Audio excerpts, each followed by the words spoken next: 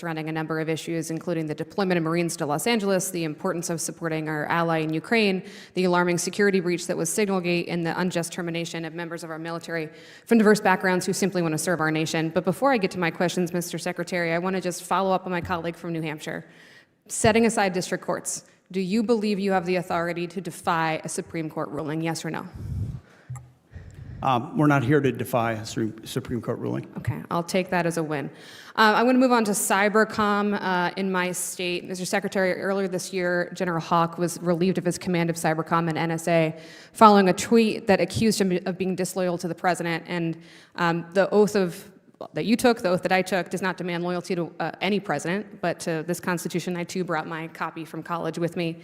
And yet, as of this date, General Hawk, his successor has not yet been named, and you've stated many times that lethality of the military is critical, so it's difficult to understand how this administration would allow any billet to remain unfilled, especially those who lead our combatant commands. I join my colleague, Congressman Bacon, in my grave concern that both the firing and the delay in hiring of a leader of cybercom only gives assurance and comfort to our adversaries. So I'm sure you would agree that any combatant command cannot be at its most lethal if a commander remains absent.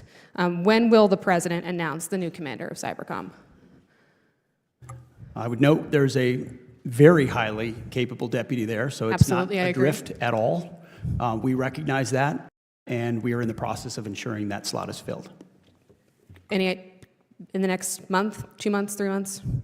It will not be that long. Okay, I appreciate that. General Kane, during your confirmation process, you stated that the dual hat arrangement provides the ability to look across both organizations and has empowered both U.S. Cybercom and the NSA to fulfill their missions better than each could do alone. Can you confirm for this committee that you hold that view to this day, and in one sentence or less speak to the importance of that dual hat arrangement?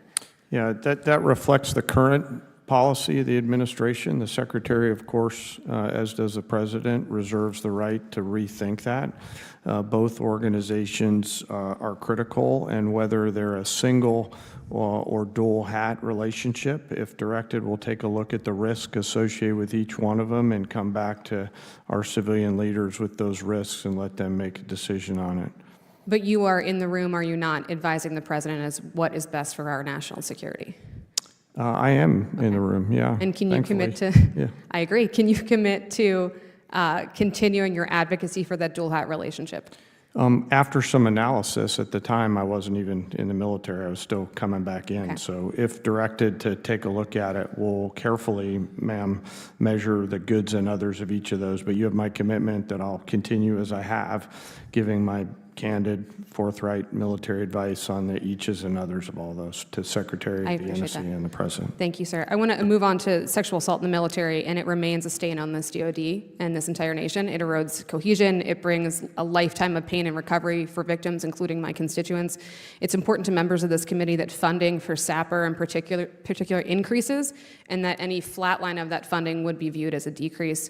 In preparation for and during your confirmation, Mr. Secretary, you made commitments that you would support a robust sexual assault program and response program that, quote, seeks to drive sexual assaults in the military down to zero. I commend you for that commitment. I agree with it. And yet, has been brought up many times, we have no budget by which to measure your commitment and your promises. So can you commit to today that when we do at last receive your final FY26 budget, we will see an increase to SAPR funding and a plan from you as to how to drive sexual assaults down to zero?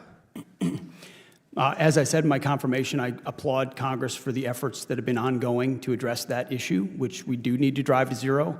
That funding has not been reduced. We've looked at a lot of places for efficiencies. That has not been one, and I think you've seen the same news I have, that thankfully sexual assaults are coming down, and we continue to want to do that. But we have to remain ever vigilant, which is why I hope it's not level funded. I hope we can continue to drive that down, so I look forward to that final budget whenever we do receive it. Lastly, and I'll take this for the record, moving on to a similar topic, which is rape kits for DoD civilians overseas. In April, DHA issued a memo denying DoD non-beneficiary civilians who are victims of sexual assault and rape access to sexual assault evidence collection kits.